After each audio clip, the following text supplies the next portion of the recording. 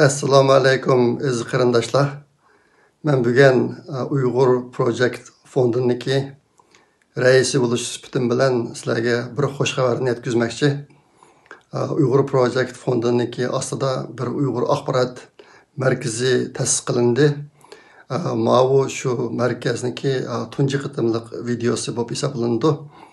Bundan bu video har haftada bir son ishlanmoqchi. Bu axborot markaziniki qildigan ishlari xali ko'p. Bu video onun içindeki birisi. Tövende muşaqda biraz tafsilroq ma'lumot anglaysizlar. Hürmetlik vatandaşlar. Tövende biz sizlarga Uyg'ur axborot markazining qurilish maqsadi va qiladigan xizmatlar haqida qisqacha ma'lumot berib o'tmoqchimiz. Uyg'ur axborot markazi dunyoning har qaysi joylaridagi yuqori ma'lumotliq, fidokor Uyg'ur ziyolilar, tadqiqotchilar va kasbiy xodimlardan tashkil topgan ko'lami cho'ng bir qo'shin bo'lib, markazi Amerikaning poytaxti Washingtonga joylashgan. Bu markazning xodimlari vatan ichi sirtidagi ko'plagan uchur manbalar bilan zich aloqa o'rnatgan, dunyodagi asosliq cho'ng tillarga puxta bo'lgan kishilardan tarkib topgan yuqori unumlik bir qo'shin. Uyg'ur axborot markazi tövandagidek maqsadlar bilan qurib chiqildi. Birinchi, muxbirlar, hukumatlar va xalqaro jamiyatni Uyg'urlar haqidagi bilim va ishonchlik uchurlar bilan ta'minlash. Ikkinchi, muajiratdagi Uyg'urlarga vatandagi vaziyat va xalqaroliq o'zgarishlarni vaqtida to'g'ri yetkazish. Shundaqla dunyoviy o'zgarishlar va fursatlardan milliy manfaatimiz uchun qanday foydalanish to'g'risidagi foydali taklif, tavsiya va bilimlarni taqdim qilish. Növbətdə xalqımızın beşidəki balayı afət davam qılmaqda. Mundaq şəraitdə vətən və millətinin bu asaratdan qutuluş üçün qoludan gələn barlıq tirişçilikni göstəriş hər bir Uyğurның vicdanı burcu və qan qarzidir. Vətəndəki xalqımızda ən aqalli erkinlikmi yox. Amma bizdə erkinlik var.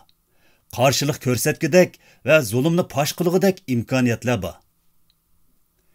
Gerçi yaqindan buyon xalqarada Uyg'urlarning beshiga kelayotgan kulfatlarni biladigan va bizga istash qiladiganlar borgan-sir ko'payayotgan bo'lsa-mu, lekin dunyoda Uyg'urlarning beshiga kelayotgan qirg'inchiliklarni emas, hatto Uyg'urlarning qanday millat ekanligini yaxshi bilmaydigan kishilar yanada nurg'un. Uyg'ur axborot markazi bir tarafdan barliq imkoniyat bilan vatanda Xitoy dunyodan yoshirishga urinayotgan uchurlarni egallab xalqimizga yetkazadi. Yana bir tarafdan bu uchurlarni dunyodagi cho'ng taratqularga rasmiy xabar manbasi bo'la oladigan qilib tayyorlash orqali dunyo jamoatini Uyg'urlar haqida va navbatdagi Uyg'ur vaziyati haqida eng ishonchli va to'g'ri ma'lumotlar bilan ta'min etadi. Shundaqla dalillashdan o'tgan ishonchli uchurlar har qaysi hukumatlarning va muxbirlarning foydalanishi uchun to'r betimizga qo'yiladi.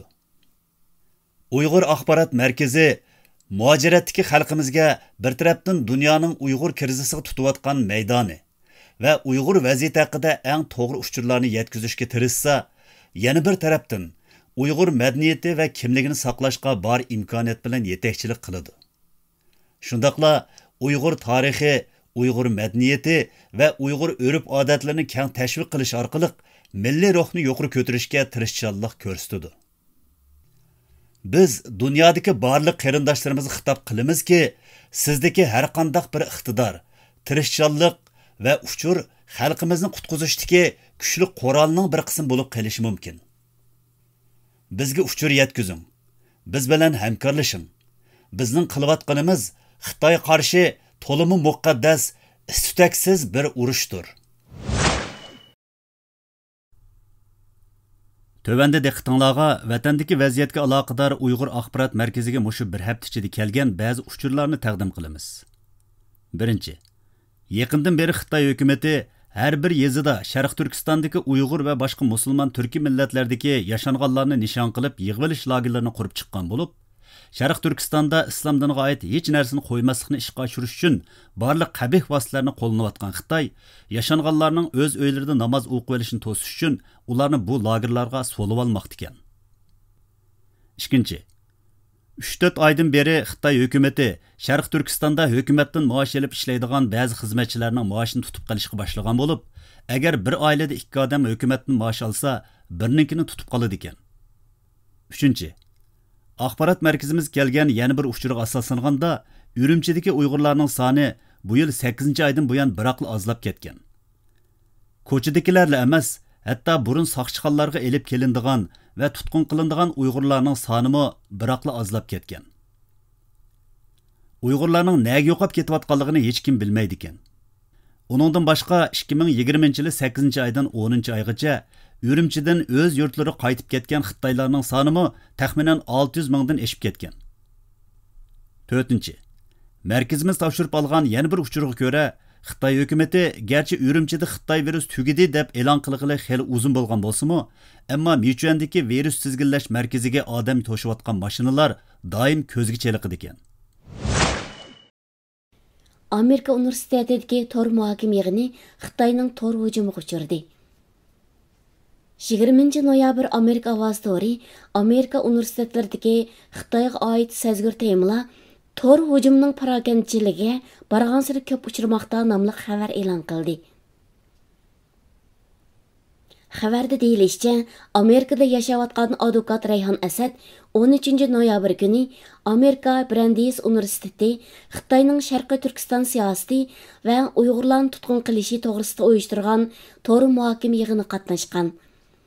Söz növbəti Rayhon Asadga kelishi bilan ekranda yolg'on xabar, yolg'onchi deganda xatlar ko'rinib, bu suhbat internet hujumiga uchragan. Uyg'urlarni tadqiq qildigan Amerikalik mashhur tarixshunos James Milvadorning Amerika ovozi radiosiga aytishicha, mazkur universitetning mudiri, muhokama yig'inini uyushtirgan fakultetning o'quvchilar maslahatchisi qatorliqlar mazkur muhokama yig'inini amaldan qoldirish kerakligi to'g'risida boshqa xat topshirib olgan ekan. Xatda Sharqiy Turkistonda yuz berayotgan masalalarni muhokama qilish jongolik o'quvchilarga ziyon yetkazdi va ularga parokandchilik elib keldi deyilgan ekan. James Milvadorning bildirishicha, xat topshirib olgan munosabatli shaxslar xatdagi talabga parvo qilmagan. Natijada yuqorqidek tor hujumi yuz bergan. O'z uchun foydasiz deb qaragan har qanday fikrni dunyoning har qanday yerda cheklashga, besiqtirishga urinib kelgan va bu jihatda ko'p muvaffaqiyatlarga erishgan Xitoy hukumatı bu qilmishlar orqali aslida o'zining razil mohiyatini Amerika o'quvchilariga jonliq ravishda isbotlab bergan. Sharqiy Turkistonda eng oz deganda 613 masjid imomi tutqun qilingan. Erkin Osiyo radiosi inglizcha bölümü Şinjan dairələri yüzləgən imamni tutqun qilib, Uyg'urlarning diniy hayotini malmon qildi nomli xabar e'lon qilgan. Xabardan ma'lum bo'lishicha, zo'ravon Xitoy hukumatining 2017-yildan buyon zo'r ko'lamlik tutqun qilish harakatida Uyg'ur imomlar og'ir talofatga uchirgan bo'lib, diniy zotlar Xitoyning eng chong bostirish obyektlaridan biri bo'lgan. Xabarda deyilishicha, meyitning namozini tushirib, dafni ishlariga riyosatchilik qilgudek imom qammaganligi, masjidlar chaqilib tuzilib etilganligi uchun Uyg'urlarda o'lib ketishdan qo'rqish xohishi yuz bergan. Kanada parlamenti Xalqaro kishilik huquq komiteti Xitoyning Sharqiy Turkistondagi qilmishlarini irqiy qirg'inchilik deb jakoldi.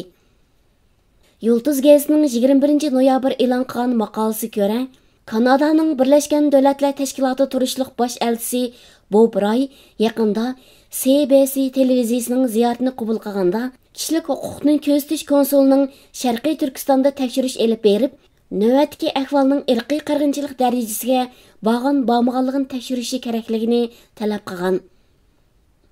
Mazkur maqolada aytilishicha, 21 oktyabr Kanada parlamenti Xalqaro kishilik huquq komiteti Xitoy Kommunistik partiyasining Sharqiy Turkistondagi qilmishlarini Birlashgan Davlatlar Tashkiloti irqiy qirg'inchilik ahdnomasiga binoan irqiy qirg'inchilik deb jakolagan.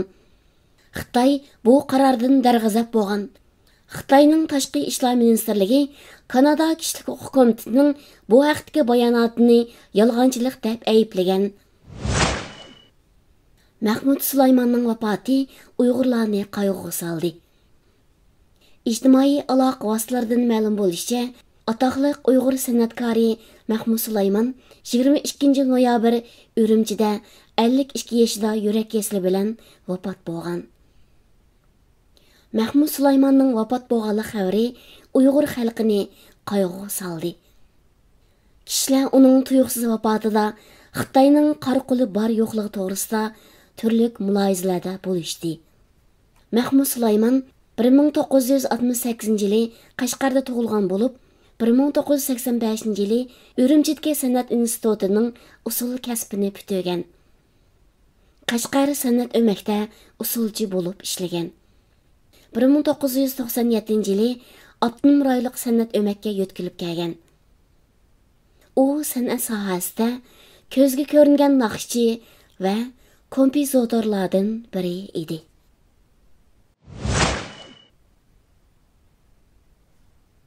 Tayvanlik Uyg'ur aktivist Örkesh Davlat Tayvan parlamenti kishilik huquq komitetining muavin bosh kotibi bo'lib tayinlandi. Erkin Asiya Uyg'urcha bo'limi xabari 1989 yil yuz bergan Tiananmen o'quvchilar harakatining rahbarlaridan biri Tayvanlik Uyg'ur ziyoli Uyg'ur harakati tashkilotining faxriy raisi Örkesh Davlat Tayvan parlamentida qurilgan kishilik huquq komitetining muavin bosh kotibligi tayinlangan bo'lib, ijroiya ishlarga mas'ul qilingan. Örkesh Davlat bu xabarni 23 noyabr kuni o'zining Twitter hisobida e'lon qilgan bo'lib, yana mundaq uchurlarni bergan. Tayvan parlamenti kishilik huquq komitetining bosh kotibi, parlament a'zosi Fan Yun o'z vaqtidagi Yavo Gulsamsaq o'quvchilar harakatining rahbari, mazkur komitetining raisi, parlament a'zosi Wang Tingyumu bu o'quvchilar harakatining ta'sirida o'sib yetilgan avlodlardan hisoblandi. 2020 yildan keyingi vaziyat kengaymichilik yoki egilik huquq kishilik huquqdan ustun turadigan vaziyat emas. Balki kishilik qimmat qarashini asos qilgan yangi kurash vaziyati bo'ladi. Rim papasi Fransis Xitoyning Uyg'urlarga qaratgan bostirishni e'tirof qildi. 24 noyabr Why Story Rim papasi Fransis oxiri Xitoyning Uyg'urlarga qaratgan bostirishni e'tirof qildi nomli xabar e'lon qildi. Xabarda deyilishicha, Xristian dini katolik mazhabining ma'naviy dohiysi, Vatikan shahar davlatining hukmdori Fransis yillardan beri Rohingya musulmonlar duch kelgan va Iroqdagi yazidiylar duch kelgan irqiy qirg'inchilikqa qarshi ovoz chiqarib kelgan bo'lsa-mu, uning Uyg'urlarning beshiga kelgan bostirishga qarshi ovoz chiqarishi tunji qatimliq ish ekan. Papa Fransis nashr qilinish oldi turgan Go'zal kelgusiga tutishadigan yo'l haqida xiyol surayli nomli kitobida zulmga uchrayotgan diniy jamoatchilik haqida so'z qilgan ekan. Xabarda bayon qilinishicha, Papa Fransis "Men doim Rohingyaliklar, Uyg'urlar va Yazidiylar qatorliqlarning beshiga kelgan ziyonkashlik haqida o'ylanaman" degan. Vatikan bilan Beijing 1951 yili diplomatik munosabatni uzgan bo'lib, Vatikan Beijing bilan bo'lgan munosabatni normallashtirishni xohlaydiganligi uchun 2013 yili vazifaga o'ltirgan Papa Fransis Xitoyning kishilik huquq dafsandichiligiga sukut qilgan ekan. Papa Fransis Xitoyning Uyg'urlarga qaratgan bostirishni tilga olgandan keyin Xitoy Tashqi ishlar ministrligining nomussiz bayonotchisi Zhao Lijian Papaning Uyg'ur haqidagi so'zining butunlay asossiz ekanligi to'g'risida bayonot bergan. Xitoy Sharqiy Turkistonda 4 ko'mir konni yangidan ishga kirishtirdi. Reuters agentligining 24 noyabr e'lon qilgan xabarda bayon qilinishicha, Xitoy davlatlik energiya idorasi muqim energiya ta'minotini ishga oshirish uchun Xitoy ishg'oliyati ostidagi Sharqiy Turkistonning g'arbidagi 4 ko'mir konning ishga kirishini tasdiqlagan. Xitoy hukumati mazkur 4 ko'mir konga 4 milliard dollardan ko'p mablag' solgan bo'lib, Xitoy davlatlik energiya idorasining bayonicha, bu 4 ko'mir kondan yiliga 7 million tonna ko'mir chiqadi ekan. Amerikalik tadqiqotchi Joshua Freeman tutqundagi Uyg'ur ziyolisi Abduqodir Jaloliddin haqida maqola e'lon qildi. Amerikalik Uyg'ur madaniyati va tarixi tadqiqotchisi Harvard universitetining doktoranti Joshua Freemanning Xitoy mening professorimni qamidi, ammo uning she'rini qamiy olmaydi nomli maqolasi 24 noyabr New York vaqt gazetida e'lon qilindi. Maqolada Joshua Freeman shoir Abduqodir Jaloliddin bilan bo'lgan do'stlik munosabatini uning qalmoqda turibmi she'rni yezishni to'xtatmaganligini, qalmoqda yezilgan she'rdan birining tashqi dunyoga yetib kelganligini bayon qilgan va uning turmada turib yozgan deb qaralgan she'rining inglizcha tarjimasini maqolaga qistirma qilgan. Maqolada deyilishicha, shoir Abduqodir Jaloliddinning qalmoqda turib yozgan she'ri Xitoyning Sharqiy Turkistondagi echinishliq bostirishlarini pash qilishda kuchlik dalil bo'la oladi ekan. Joshua Freeman maqolasida yana Uyg'ur xalqining tarixdan buyon she'riyat bilan bo'lgan kuchlik bog'lanishini, Uyg'urlarda she'riy tusning nihoyatda quyuq ekanligini bayon qilgan. Amerikalik ziyoli Joshua Freemanning Uyg'urlarni she'r bilan bog'lashi Uyg'urlarning xalqarodagi obrazining o'sishida va Xitoyning Uyg'urlar haqidagi safsatalarini rad qilishda muhim ahamiyatga ega. Uyg'ur ana til o'qituvchisi Muyassar Abdulahad Xandan 2020-yili dunyo miqyosidagi ta'sirchan 100 ayolning biri sifatida tanildi. Erkin Osiyo radiosi Uyg'urcha xabar bo'limi xabari. Dunyodagi nüfuzli axborot organlaridan Angliya radio televiziya idorasi BBC'ning 24 noyabr kuni 2020-yili dunyoda ta'sir paydo qilgan 100 ta'sirchan ayol tizimligini e'lon qildi. Bu tizimlikda bir Uyg'urning ismi bor edi. U bo'lsa-mu Uyg'ur ana tilini chet ellarda saqlab qolish va ana til ma'rifini gullantirish yo'lida ün-tünsiz xizmat qilayotgan Ayxon fondining qurg'uvchisi, yozuvchi, Uyg'ur qizi Muyassar Abdulahad Xandan edi. BBC to'ri Muyassar Abdulahad Xandan haqida mundaq deydi. Qalam ismi Xandan bilan tanilgan Muyassar Abdulahad meditsina o'qigan. U shoir va yozuvchi sifatida nom chiqarishga boshlagan. U ommaviy sog'lomlik kasbida magistrlik unvonini tamomlagandan keyin yeziqchilikqa ahamiyat berishni qaror qilgan. Xandan 2013-yili Turkiyaga ko'chib kelgandan keyin diasporada Uyg'ur tilini yetishtirish va o'qitishga bag'ishlangan Ayxon Ma'rifi fondini qurgan. Xandan yaqinda e'lon qilgan asari orqali vatandagi krizga taqobil turdi.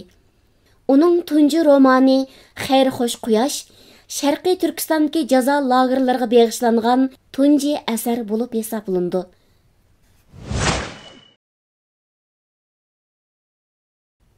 Xitoy chet elliklar uchun diniy oshqo'liqni cheklash belgilamasi bekitishni o'ylashmoqda.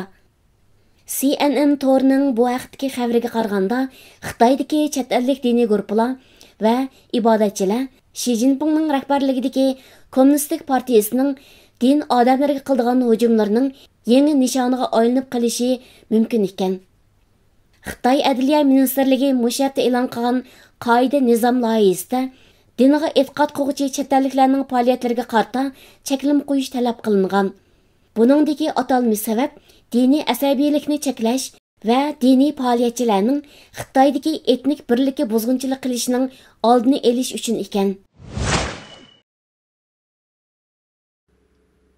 Xitoy va demokratik davlatlar eng buyuk o'yin. Bosh shtabi Kanadaga joylashgan Halifax xalqaroliq bexatarlik munbiri yaqinda bir doklad e'lon qilgan. Xitoy va demokratik davlatlar eng buyuk o'yin ismlik bu doklad mazkur munbar tarafidan demokratik davlatlar qo'llanmasi deb ko'rsatilgan bo'lib, dokladda dunyoning har qaysi joylaridagi 250 dan ko'p mutaxassisning ko'z qarashi kirgizilgan. Dokladda Xitoyning demokratik ellarga elib kelayotgan tahdidi, mo'l dalil paktlar asosida bo'laklarga bo'linib, tafsiliy ravishda yoritib berilgan. Halifax xalqaroliq bexatarlik munbiri raisi Peter Van Bragg dokladining muqaddimasida mundaq degan. 2020-yili demokratik dunyoning Xitoy Kommunistik partiyasiga bo'lgan pozitsiyasida uzil-kesil o'zgarish bo'lganligiga shohid bo'ldi. Buning konkret ifodasi shuki, o'tmishda demokratik ellar iqtisodiy gullangan Xitoy oqibatda o'z xalq uchun texmi ko'p erkinliklarni vujudga chiqaradi degan tushunchada edi. növbətdə bu düşüncə Xitay Kommunistik Partiyası bütün dünyaya xətar elib keladigan virus degan düşüncəyə özgərdi. Мәзкур докладта Xitay Kommunistik Partiyasының demokratik dövlətlərə və demokratiyaga qilgan tajavüzi Trump hökumətinin Xitayga tutqan pozisiyasını özgərtişidən burunla başlanıb bolğanlığı. Dünya cəmaətçiligi Xitay virusi bütün dünyanı qaplagandan keyinla Xitayning təhdid ekanligini tonub yetkənligi ifadə qilingan. Dokladda Xitayning mahiyetining mustabidlik va huquq markazchiligi ekanligi ko'rsatilgan. Dokladda yana Amerika, Yaponiya, Kanada, Avstraliya qatarlıq demokratik dövlətlər allaqachon Xitayning hujum nishoniga aylanib ketganligi, Xi Jinping rahbarligidagi Xitay Kommunistik Partiyasining yaqin kelgusidagi maqsadlaridan biri dunyoni mustabidlikka parnik bo'lib berdigan bexatar makonga aylantirishdan iborat ekanligi. Xitay o'zining iqtisodiy kuchiga tayinib, boshqa davlatlarni va shirkatlarni o'ziga bosh egishga majburlaganligi. Shundaqla Xitay mustabid hukumatlarni aktivlik bilan qo'llab, Xitay Kommunistik Partiyasining manfaatini asos qilgan dunyo tartibini qurib chiqish uchun quturganligi. Şunun bilan bir vaqtda Xitay xalqarалық tashkilotlarga aktiv holda a'zo bo'lib, demokratiyani o'z ichidan vayron qilish urinishida bo'lganligi o'ttirg'a qo'yilgan. Dokladda mundaq ko'rsatilgan. 2020-yili dunyoning Xitoyni tushunishida burilish xarakterlik o'zgarish yuz bergan bir yil bo'ldi. Demokratik ellar o'zlarining o'tgan 30 yildagi Bo'libmi Xitay Kommunistik Partiyasining raisi Xi Jinpingning rahbarligi mezgilidagi Beijingga tutgan pozitsiyasining tarixiy xarakterlik tashqi siyosat xatoligi bo'lganligini bevosita yoki vositalik holda tan elishdi. Bu xatolikning tub yildizi ularning Xitoy hamini erkinlik yo'lini tutib, qoida prinsiplar bo'yicha ish ko'radigan bo'ladi. Kapitalistik iqtisodiy sistemadan manfaat ko'rgan siri demokratik dunyo bilan hamkorlashidu deb faraz qilganligidan kelib chiqqan edi. Kunimizdagi Xitoy davlat ichidagi va chet ellardagi ish harakatlarda yumshoq bo'lishning o'rniga tarixdagi eng bürokrat davlat sifatida, shundaqla erkin dunyoning eng ashaddiy kushandisi sifatida o'ttirg'a chiqdi. Demokratik davlatlarning bu xil xatoliklar bilan xo'shlashib, Xitoyning dunyo miqyosida paydo qilayotgan tahdidlari haqida qayta o'ylanishiga yordam berish maqsadida Xalifakiz xalqarалық bexatarlik munbiri 2020-yili fevraldan oktyabrgacha bo'lgan 8 oyda 250 dan ortiq dunyoviy mutaxassis va siyosat belgilaguvchi shaxslar bilan cho'nqur suhbat o'tkazgan. Buningdan sirt, dunyodagi eng oldingi qatordagi yer shari bozori tadqiqot shirkatlaridan biri hisoblangan Ipsos shirkatining Xalifakiz xalqarалық bexatarlik munbirining talabi bilan elib borgan bir qitimliq ro'y sinash natijasidan ma'lum bo'lishicha, Xitoyning COVID-19 ning tarqalishini yoshirishi natijasida Xitoyning dunyo xalqi orasidagi bo'libmi demokratik ellarda yashaydigan xalqlar orasidagi yoqtirilish nisbati zo'r darajada tushib ketgan. Xitoy tahdidining mohiyatini tushunishning ochqichi Beijingning dunyo qarshining har qanday ahvolda Leninizmni yadro qilganligi, Xitoy Kommunistik Partiyasining manfaatini hammaning ustiga qo'yish asosida ish ko'rdiganligini tonib yetishdan iborat. Bu yadroliq nuqtani aniqlashtirib olmaganda Xitoyning tahdidi to'g'risida xato diagnoz qo'ydigan, shundaqla xato siyosat belgilashni davomlashtiradigan ish chiqadi. Oldingi qatordagi kishilik huquq tashkilotlarining hammasi Xitoyda zulmning eshib berayotganligiga guvohlik bermoqda. Shunisi ayonki, Xitoy Kommunistik Partiyasining orzu qiladiganlari Xitoy territoriyasi bilanla cheklanmaydi. Uning yer shari xarakterlik shumniyati bir qancha halqiliq yo'llar orqali ifodalanadi. Xitoy Kommunistik Partiyasi dunyoni diktatorlikqa qarshi isyon ko'tarmaydigan holatga elib kelmoqchi. Ши Цзиньпин va Xitoy Kommunistik partiyasi bu niyetini so'z va qilmishlari orqali ifodalab bo'ldi. Növbətdə bunu isbatlaydigan ko'plab dalil paketlar mavjud. Bu vəcidən Cunhua Xalq Cumhuriyeti yer yüzüdə demokratiyanın uğulunu qo'llash g'arzida bo'lmoqda. Bunun bilan bir vaqtda Xitoy, Amerika, Kanada, Angliya, Germaniya, Hindiston, Yaponiya va Avstraliya qatorliq demokratik davlatlarni bu niyetining obyekti sifatida nishonlamoqda. Hong Kong va Tayvan Xitoyning demokratiyaga hujum qilishidagi oldingi sepi hisoblanadi. Bu ikkisining demokratik davlat yoki rayon sifatida mavjud bo'lishi navbatda ig'ir xatarga duch keldi. Xitoyning dunyoga xo'ja bo'lish shum niyati uning tez surat bilan dunyodagi eng cho'ng iqtisodiy gavda bo'lishidek reallik tarafidan qo'llashga erishyapti. Xitoy bu g'arzini amalga oshirish uchun bir balvoq bir yo'l nomida har qaysi davlatlardagi ul muassasa qurilishlariga necha 100 trillion dollar mablag' selyapti. Bu jihatda Huawei qatorliq Xitoyning manfaati va ko'rsatmasi bo'yicha harakat qilgan buyuk Xitoy shirkatlari vositachilik qilyapti. Ши Цзиньпин rahbarligidagi Xitoy Kommunistik partiyasi Xitoy ichi va sirtida texnologiyalik byurokratlik yurgizayotdi. Xitoy o'zining texnologiya jihatdagi yetarsizliklarini yaxshi biladi. Bu jihatdagi qiyinchiliklarga taqobil turish uchun inchiklik bilan loyiha tuzgan. Tor ishbiyonligi izchil davomlashayotgan bilim mulk o'g'irligimi mushu loyihaning orasidan yer olgan. Xitoy o'z armiyasini butun kuchi bilan zamonaviylashtirmoqda. Shuning bilan birga geostrategiya jihatda bargancha qo'rqmas va o'ziga ishonadigan holatda yo'l tutmoqda. Uning bu ko'rangligi allaqachon Osiyo qit'asidan halqib ketdi. Әмді demokratik dunyoning Xitoy tahdidiga qarshi siyosiy javob qaytarish uchun astoydillik bilan o'ylanmay bo'lmaydi. Demokratik davlatlar Ши Цзиньпин rahbarligidagi Xitoyning tahdidlariga qarshi planliq shaklda qaytarma hujumga o'tishi kerak. Xitoy Kommunistik partiyasi dunyoviy xirislarni qaytadan tartibga selishi, demokratiya dunyosiga qilayotgan to'xtovsiz hujumlardan yenishi kerak. Mayli Amerika yoki boshqa har qanday bir demokratik davlat bo'lsin, Xitoyning tahdidiga o'zi tanho holda qarshi turish orqali g'alaba qozona olmaydi. Ishning yaxshi tarafi shuki, Amerikani o'z ichiga olgan hech bir davlat Xitoyga yolg'iz qarshi turishga majbur emas.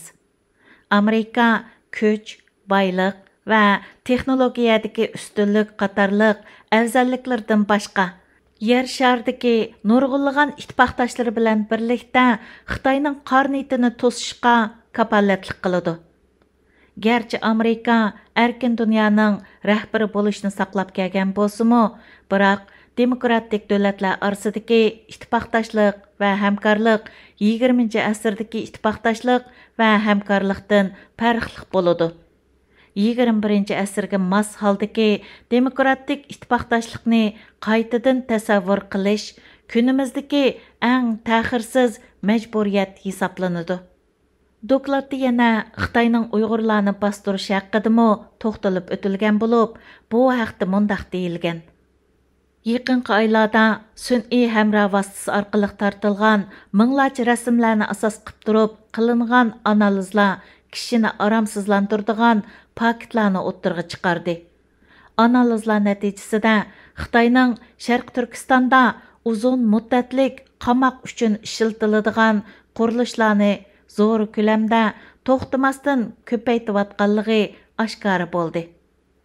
Xitoyning rejimidan oshkorlangan ma'lumotlarga ko'ra, Uyg'urlarni bostirish harakatiga Ши Цзиньпин va boshqa Xitoy rahbarlari bevosita riyosatchilik qilgan.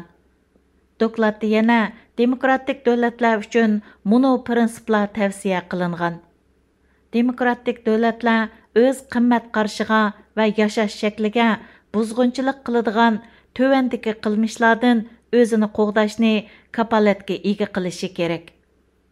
Xitoyning demokratik jamiyatlarga uvu qurilish tirkishlarga parvosiz muomala qilishga xotima berish.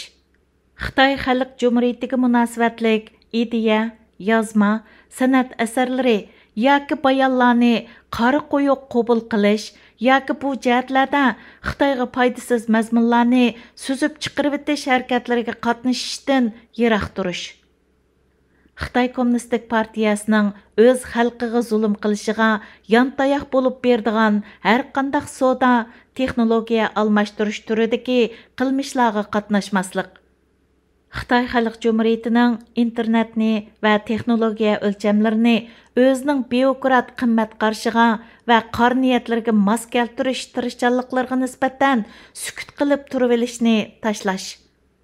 Xitoyning biror shaxsga jinoyat ortishi sababli u shaxsga yurgiziladigan jazoga yoki bir taraf qilishga qatnashishdan yoki qo'llashdan yenish. Xitoyning besimiga yoki qo'rqoq selishlarga duch kelgan demokratik fikrdagi shaxs yoki hukumatlarni qo'llashga ahamiyat berish. Majburiy emgak, do'rab yasash yoki aqliy mulk o'g'irligi natijasida yasab chiqarilgan Xitoy mollarini bilib turib setib olish yoki bu xil mollarning tijoratini qilishdan o'zini tortish. Bu dokladdan mutaxassislarning Xitoyga bo'lgan tunishining to'limi obyektiv va aniq ekanligini, Xitoyga qandaq taqobil turishda aniq tadbirlarga ega ekanligini, shundaqla G'arb dunyosining Xitoyga nisbatan rostli o'yg'onganligini ko'rib olg'ili bo'ladi. Navada G'arb davlatlari yuqorqi prinsiplar bo'yicha Xitoyga qarshi turgan taqdirda Xitoyni qafasga solay oladi. Tayyorlovchi Hikmatyor Ibrohim. Uyg'urlar adolat tarafda turadi. Uyg'urlar tarixda adolat uchun kurash qilgan va adolat barpo qilgan millat. Dunyoda bizga o'xshash buyuk ajdodlari va shonliq tarixi bo'lgan millatlar ko'p emas. Biz Sharq Turkistondan, Tarim va Altay tuproqlaridan ko'kildik. Tarixda dunyoning nurg'un joylariga tarqaldik. Bugun hala shu tuproqlarda yashamoqdamiz. O'zimizning shu shonliq tariximizning bir qismi ekanligimizni, bu buyuk millatning bir parchasi ekanligimizni, bugungi bu ulug' tarixiy kurashning bir qismi ekanligimizni tushungan chig'imizda dunyoda bizga qarshi tura oladigan hech bir kuch bo'lmaydi. Biz adolatparvar va jasur millat bo'lib sifatimiz bilan har qanday yerdagi, har qanday zulmga qarshi sukut qilmasligimiz kerak. Biz adolat tarafda turamiz. Tarafsizlik faqat zolimlarga yordam beradi. Hargizmi izligichilarga emas. Biz millat sifatida yo'qotilish xavfiga duch keldik. Mundaq ahvolda dunyodagi har turli zaruriyatsiz va munosabatsiz talash tortish va to'qinishlarning qurboni bo'lib ketishdan saqlanishimiz, dunyoviy masalalarga o'z manfaatimiz nuqtasidan zeraklik bilan qarashimiz kerak. Uyg'urlardan o'z davlatini ozod qilish irodasi bo'lganlar shu maqsadga yetadi. Biz cho'qim o'z tuproqimizda erkin yashab, o'z uyimizda xotirjam ko'z yumimiz. Buningsiz hayotimizning qimmati bo'lmaydi. Bizning erkinlikka erishishimiz bilan dunyo texmi ozod bo'ladi. Dunyoga texmi go'zal narsalar qo'shiladi. Bizning buyuk g'albimiz bilan dunyo texmi saltanatlik bo'ladi. Bizning o'z manfaatimiz uchun ko'rsatgan har bir tirishchanligimiz dunyoga va insoniyatga foydali ishlar sifatida butun insoniyatning boyligiga aylanadi. Bizning bir-birimizga ishonmaslikdan tortadigan ziyonlarimiz, bir-birimizga ishonganlikdan kelib chiqadigan ehtimolan ziyonlardan hassalab cho'ng bo'ladi. Millat bo'lib sifatimiz bilan bizning kelgusimizning kapolati bizning uyushchanligimizning qanchalik kuchligiga bog'liq. Biz boshdan kechirayotgan ixtiloflar va ittifoqsizliklarni bizning holimizdagi boshqa millatlar boshdan kechirgan. Boshqa millatlar hal qila olgan masalalarni bizmi hal qila olamiz. Barliq kuch-quvvat, aql-farosat va boylik o'z vujudimizda. Sharq Turkistonda boylik intayin ko'p. Ammo eng zo'r boylik vatanimizning egalari bo'lgan odamlarimiz, ya'ni Uyg'urlardir.